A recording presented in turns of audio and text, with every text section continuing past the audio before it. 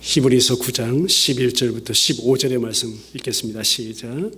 그리스도께서는 장래 좋은 일에 대제사장으로 오사 손으로 짓지 아니한 것 곧 이 창조에 속하지 아니한 더 크고 온전한 장막으로 말미암아 염소와 송아지의 피로 하지 아니하고 오직 자기의 피로 영원한 속죄를 이루사 단번에 성소에 들어가셨느니라. 염소와 황소의 피와 및 암송아지의 채를 부정한 자에게 뿌려 그 육체를 정결하게 하여 거룩하게 하거든 하물며 영원하신 성령으로 말미암아 흠없는 자기를 하나님께 드린 그리스도의 피가 어찌 너희 양심을 죽은 행실에서 깨끗하게 하고 살아계신 하나님을 섬기게 하지 못하겠느냐. 이로 말미암아 그는 새 언약의 중보자시니 이는 첫 언약 때의 범한 죄에서 속량하려고 죽으사 부르심을 입은 자로 하여금 영원한 기업의 약속을 얻게 하려 하심이라. 아멘.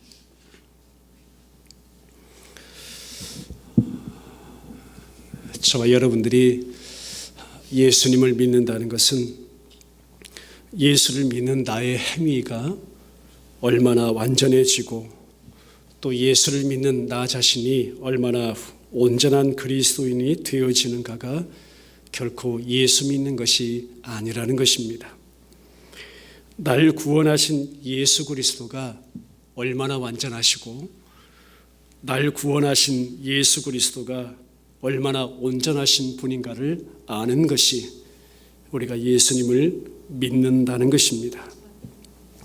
아담 이래 참 우리 인간은 저와 여러분들은 언제나 나 중심적이고 자기 중심적이어서 그 수치를 가려보려고 참 많은 다양한 방법들을 다 동원해서 자기의 온전함을 또 추구해 보려고 합니다. 그 옛날 에덴 동산에서부터요, 곧 말라 부서질 그 무화과 나뭇잎을 엮어서 치마를 삼아 보려 한 것처럼 오늘날 많은 사람들이 온갖 방법들을 동원해서 나는 이만큼 온전하고 나는 이만큼 완전한 사람이다라는 것을 추구하려 한다는 것입니다. 율법이 다가오면 율법을 지키려 하고 율법 없는 자들은 자기의 양심과 도덕과 윤리와 또 이성과 합리적인 능력, 지적인 능력, 또 좋은 학교, 학벌, 높은 스펙, 많은 물질의 소유와 높은 자리 그 매김으로 더욱더 자기 자신을 추구하려 하고 그것들로 어느 순간 나 자신은 온전한 사람이다라는 것을 이 세상 가운데 나타내 보이려고 한다는 것입니다. 내가 소유하고 내가 올라가 봐야 내가 얼마나 소유할 것이며 내가 얼마나 높은 자리까지 올라갈 수 있겠는가. 정작 내가 많은 것을 가졌다 해도 누리는 것은 별반 그렇게 차이가 없는 것. 내가 아무리 높은 자리에 올라가 봐 있어도 내가 누리는 것은 별반 거기서 거기라는 사실을 우리 인생을 살아가면서 누구나 다 깨닫게 되는 것입니다. 주님을 모시고 살아가는 것, 주님을 모신 공간, 주님을 향한 내 삶의 어떤 방, 룸이라는 것, 주님을 추구하는 것, 주님을 사모하는 것, 주님을 예배하는 삶은 다 상실한 채 많은 인간들이 그렇게 이 세상을 살아가고 있는 것입니다. 그런 가운데 저와 여러분들이 잊어버리고 한 가지 간과해버리는 알지 못하는 사실이 하나 있는데 그것이 뭐냐면 그 세상이 바로 그들의 왕이 되어 있다는 것이고 그들이 이미 죄와 사망과 세상의 종이 되어 있다는 사실을 우리는 잊어버리고 살아간다는 것입니다. 성경은 말씀합니다. 율법 지킴도 아니고 양심도 아니고 도덕도 아니고 또 이성도 아니고 높은 지식과 훌륭한 스펙 또 어떤 인간의 노력으로도 스스로를 구원할 수 없고 스스로가 온전해질 수 없다는 것입니다. 특별히 죄의 문제에 있어서는 그 어떤 것도 죄를 해결할 수가 없다라고 말씀합니다. 지난 시간에 말씀 저와 여러분들이 살펴봤습니다. 언약궤 안에 담긴 만나 항아리, 아론의 쌍난 지팡이, 언약의 돌판, 이건 모두 다 하나님의 백성들의 그 광야에서의 죄악의 증거물들이라는 사실을 우리가 깨달았죠. 광야 한복판에서 하나님 앞에서 이스라엘 죄악, 이는 곧 장차 진정한 만나러 오시는 예수님을 거역하는 자기 백성들의 모습으로 드러나는 것이고, 마른 나뭇가지에서 진정한 생명의 싹이 나게 하셨던 영원한 대제사장으로 오시는 예수님을 배척한 자기 백성들의 모습으로 나타나게 되는 것이고, 율법을 온전히 이루시려고 실체로 오신 예수 그리스도를 배척하는 자기 백성들의 모습으로 결국 나타난다는 것입니다. 어느 자리까지 가게 됩니까? 그 예수님을 십자가에 못 박아 죽이는 이스라엘의 모습, 그것이 그들과 함께 있었던 나와 여러분들의 죄악이라는 사실을 성경은 밝혀주는 것입니다. 분명히 말씀하시죠. 죄의 삭은 사망이라. 사망이라는 것은 생명이 끊어졌다는 것이고, 그 생명은 바로 피에 있다고 말씀하며, 피 흘림이 없이는 죄의 사함이 없는 것이라 성경은 선포합니다. 자기 죄를 위해서 자기가 아무리 피를 흘려서 자기 죄를 사해 보려 한들 그 죄가 용서되고 살아나는 것은 결코 아니라는 것입니다. 그 자체로 사망이고요, 그 자체로 심판이다라는 것을 성경은 말씀합니다. 모든 죄인은 피를 흘려 죽어 마땅한 존재입니다. 한번 따라하겠습니다. 그러므로 모든 존재는요, 모든 죄인은 피를 흘려 죽어 마땅한 존재입니다. 그렇기 때문에 할렐루야, 그러므로 하나님께서는 언약궤 안에 죄악의 증거물들을 어린 양의 피로 덮으시는 시은좌의 은혜가 베풀어지는 그 자리를 우리 가운데 예표해 주셨다는 사실을 믿으시길 바랍니다. 성경에서 그러나 하나님도 참으로 중요하지만, 그러므로 하나님이 죽어 마땅할 저와 여러분들이기에, 그러므로 하나님이 시은자의 은혜를 우리 가운데 베풀어 주셔서 자기 아들을 육체로 보내시고 죄 없으신 그 예수님이 저와 여러분들을 위해서 십자가에서 죽으심으로 그 두 날개를 펼쳐서 법궤를 덮고 있는 천사들의 모양인 양, 나의 모든 죄악들을 그 두 팔로 덮고 계시는 그 구속하신 예수 그리스도를 한번 생각해 보세요. 내가 정말 피를 흘리고 죽어 마땅한 자인데 나를 덮고 계시는 그 주님의 은총의 손길, 그 덮으심의 은혜를 한번 생각해 볼 때 너무나도 놀라운 은혜라는 사실을 다시 한번 깨닫게 됩니다. 오늘날 많은 사람들이요, 교회 다니는 사람들이 그래요. 예수 믿는 것을 마치 자기의 어떤 종교성을 충족하는 것으로 대체해 버립니다.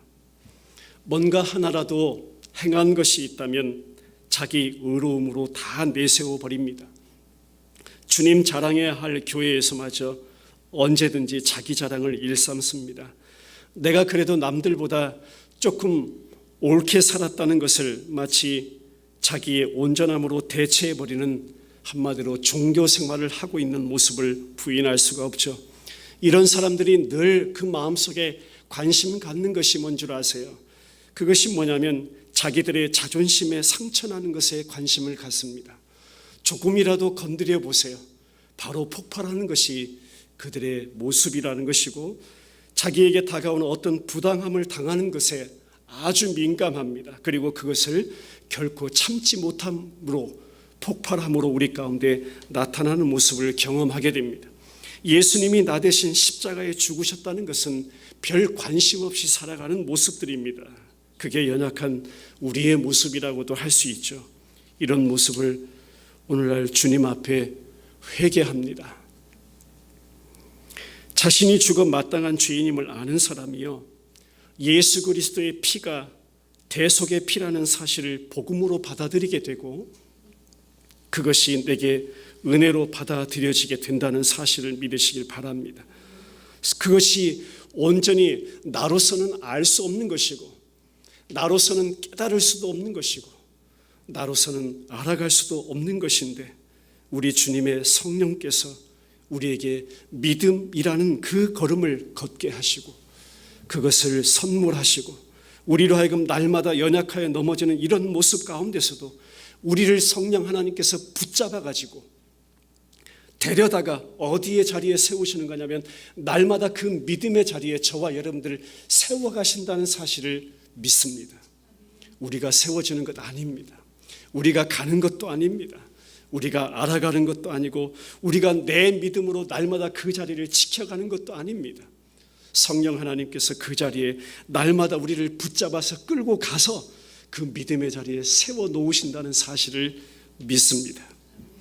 이게 여러분 사람으로 되는 일이 아니라 오직 주님의 은혜로 되는 것이기에, 그래서 저와 여러분들은 어떻게 고백하는 것이냐면 한번 고백하겠습니다. 은혜를 받은 자이고 은혜를 입은 자들이다.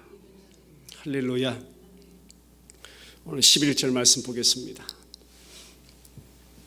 같이 있습니다. 시작. 그리스도께서는 장래 좋은 일에 대제사장으로 오사 손으로 짓지 아니한 곧 이 창조에 속하지 아니한 더 크고 온전한 장막으로 말미암아 했습니다. 손으로 짓지 아니한 장막이라는 것은 손으로 지은 장막을 염두에 두시고서 성경 가운데 말씀하고 있는 것입니다. 손으로 지은 장막이 뭐냐면 모세의 장막이 이에 속하고 솔로몬 왕 때 솔로몬 성전이 이에 속하고 스룹바벨 왕 때 스룹바벨 성전이 이에 속하고 헤롯 왕 때 헤롯 성전이 다 이 속에 포함되는 것입니다. 이것 다 뭐예요?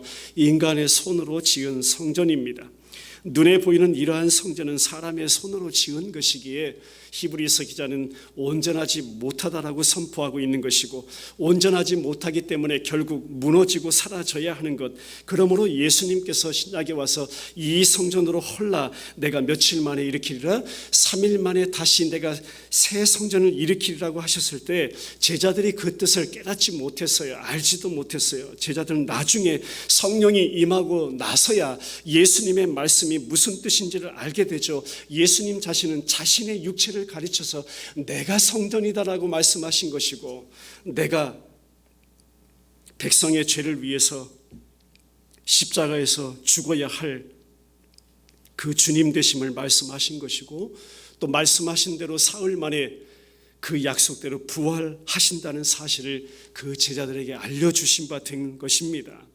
우리가 잘 아는 대로 초대교회 이 스데반 집사님 기억나시죠? 스데반 집사님이 순교하게 될 때 그 마지막 설교 내용이 뭔 줄 아세요? 바로 이 내용이에요.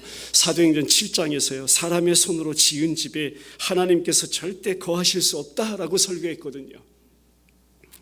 그로 인해서 스데반 집사님이 결국 죽임을 당한 것입니다.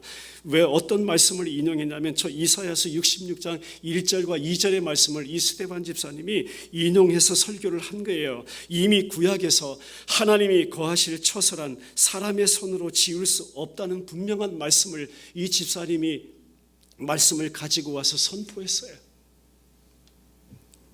열왕기상으로 가겠습니다. 8장 27절부터 30절 시작. 하나님이 참으로 땅에 거하시니까 하늘과 하늘들의 하늘이라도 주를 용납하지 못하겠거든 하물며 내가 건축한 이 성전이오리까.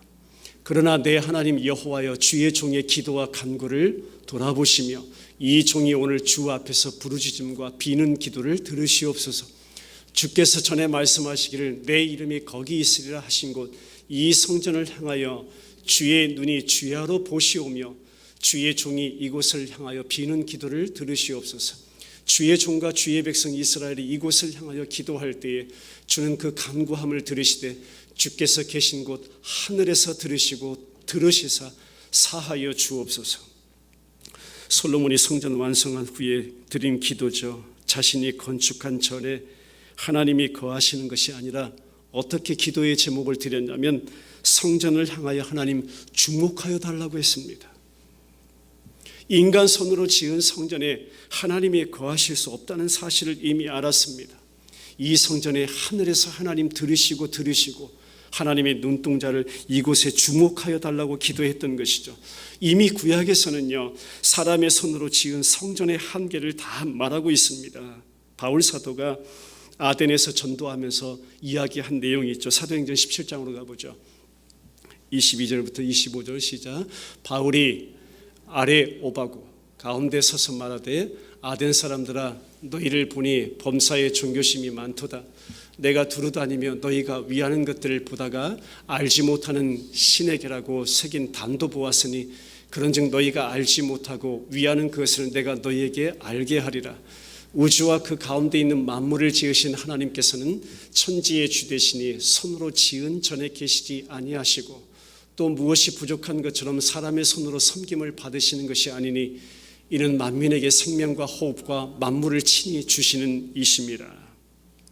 이방인들이 온갖 신전 다 지어놓고 그 신전을 자랑하고 뽐내고 있을 때 참 신은 바로 살아계신 하나님은 사람의 손으로 지은 전에 계시지 아니한다고 말씀하고 있습니다. 성경은 큰 그림에서 결국 무엇을 말씀하고 있냐면요, 성도 안에 참 성전 되심, 할렐루야. 저와 여러분들 안에 참 성전 되심, 그분이 바로 예수 그리스도신데 내 안에 계신 그 예수님이야말로 진짜 온전하시고 진짜 온전하신 우리의 속죄를 이루신 살아계신 주이시다라고 저와 여러분들에게 이 시간도 말씀하고 있는 줄 믿습니다. 히브리서 9장 12절 13절로 다시 가보죠. 시작. 염소와 송아지의 피로 하지 아니하고 오직 자기의 피로 영원한 속죄를 이루사 단번에 성소에 들어가셨느니라. 염소와 홍소의 피와 및 암송아지의 죄를 부정한 자에게 뿌려 그 육체를 정결하게 하여 거룩하게 하거든. 구약에서의 제사가 온전하지 못한 이유는 겉만 씻는다는 것입니다. 속은 절대 씻을 수가 없다는 것입니다. 이것이 율법의 한계라고 들춰내주면서 사람의 손으로 지은 장막, 짐승의 피로 인한 속죄는 다 온전하지 못한 것이다. 사람의 마음으로부터 하나님을 섬기게 할 수 없는 것이다. 그러므로 사람의 손으로 지은 것이 아니라 오늘 성경은 짐승의 피도 아니라 예수 그리스도의 피로만 온전한 속죄를 이루시고 하늘의 성소에서 대제사장으로 계시는 예수 그리스도로 인해서 온전한 속죄가 우리 가운데 이미 이루어졌다라고 성경은 선포하고 있는 줄 믿습니다. 예수 그리스도의 온전한 속죄의 제물 되심, 그 때문에 나머지 온전치 못한 것은 이제 결국 다 철거되어야 마땅한 것이다.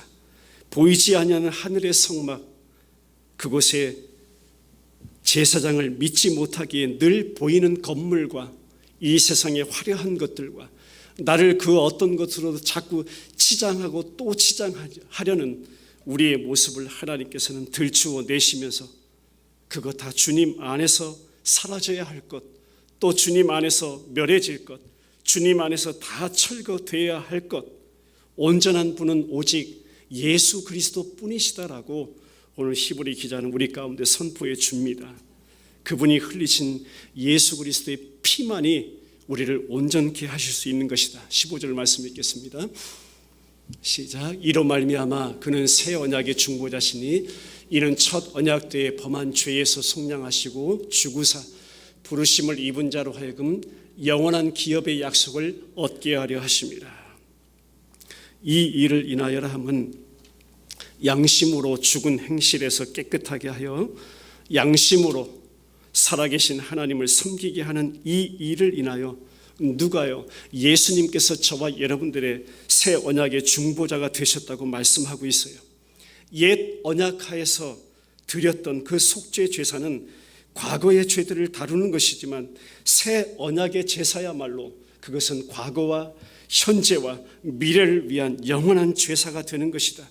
구약에서 예언한 새 언약의 특징은 사람의 마음에 새겨지는 것이라. 신약에 와서 그것을 마음의 할례라고 설명해 주었듯이 우리 마음 가운데 그 하나님의 약속을 심겨주셔서 우리 죄를 사하시고 우리 죄를 영원히 또 사한 죄는 기억하지 아니하신다는 그 하나님의 약속의 말씀을 우리 마음에 새겨주신 새 언약 되신 예수 그리스도, 그렇게 부르심을 받은 저와 여러분, 영원한 기업이라는 그 예수 그리스도를 소유한 성도 되었음을 기뻐하라, 즐거워하라. 나의 영원하신 기업 생명보다 귀하다. 예수가 이 세상에 어떠한 것보다 귀하다라고 우리 가운데 찬송을 받아내시는 좋으신 하나님이심을 믿습니다. 예수 그리스도 안에서만 저와 여러분 온전함이 있습니다. 예수 그리스도의 피 안에서만 온전함을 얻을 수가 있습니다.